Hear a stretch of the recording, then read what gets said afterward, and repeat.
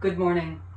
My name is Kate Lowman, and I'm happy that you're going to be able to see some of my prints on the art wall this month. I wanted to take a few minutes to give you an idea of the process of how I make these pieces.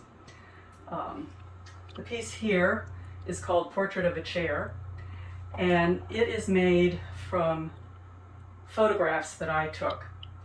All of my work is based on my photographs.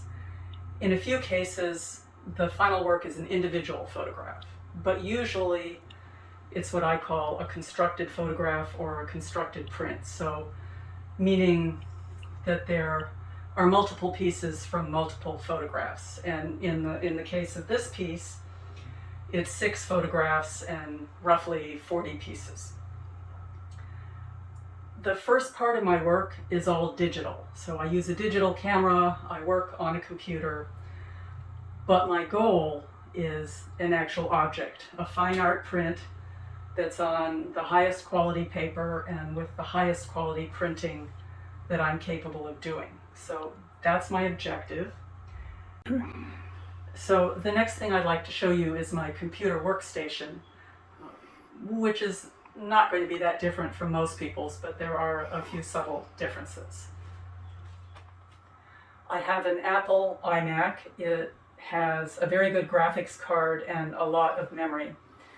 The other tool I have that may be less familiar to people is a Wacom tablet, which is this tool right here. And with it, I use the Wacom pen.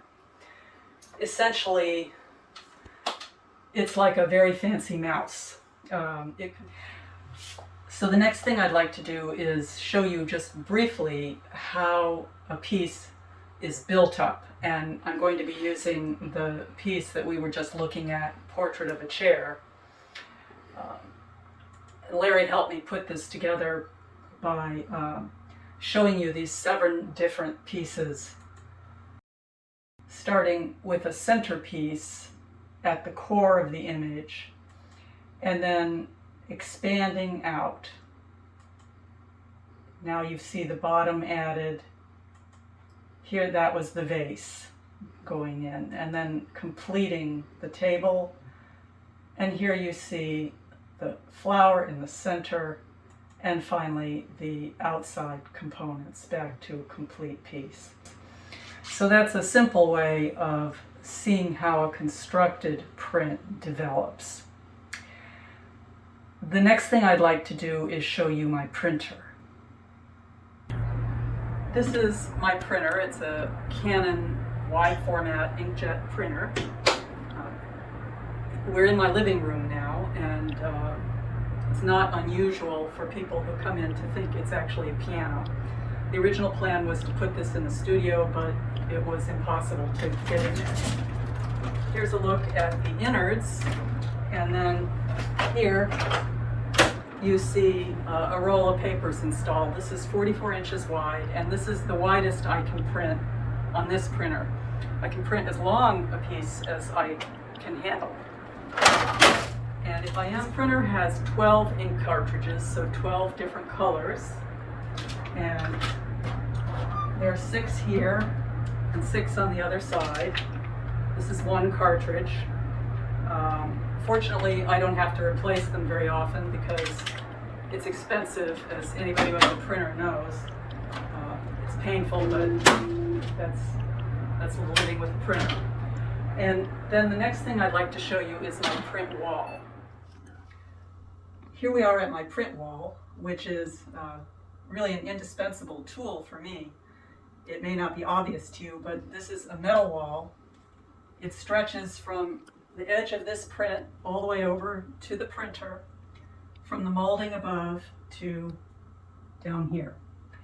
And it's pieces of metal that Green Spring people helped me install, and then I painted over it with the same paint I've used on our walls. So it's not that obvious where it starts and stops. This metal wall allows me to work with magnets, and you can see how a print is attached. I use this in a couple of ways. One is for design, because once I've worked on a piece, I've finished the design part, I've worked in Photoshop, I'm ready to start looking at it as a real print. That's when I need to see it printed, because no matter how good your computer monitor is, there are things you simply cannot tell by looking at an image on the computer screen. And that ranges from aspects of color to how light things are to, in fact, overall design. So, for example, this piece, which I'm currently working on, these brushes down in this corner had another bigger brush right at the bottom. And I thought I liked that until I printed it and then finally concluded, no, it had to go. And part of that is that I like to live with things for a certain number of days or even weeks, because when I'm working on things day after day on the computer and it's very intimate, they're blown up, it's easy to lose sight of the whole thing. It's the whole, you can't see the forest for the trees. So the print wall gives me a chance to step back and discover what the print actually looks like, again, with fresh eyes. So I hope that explains the general process and that you enjoy the work. And I look forward to hearing your comments in the future. Thanks so much.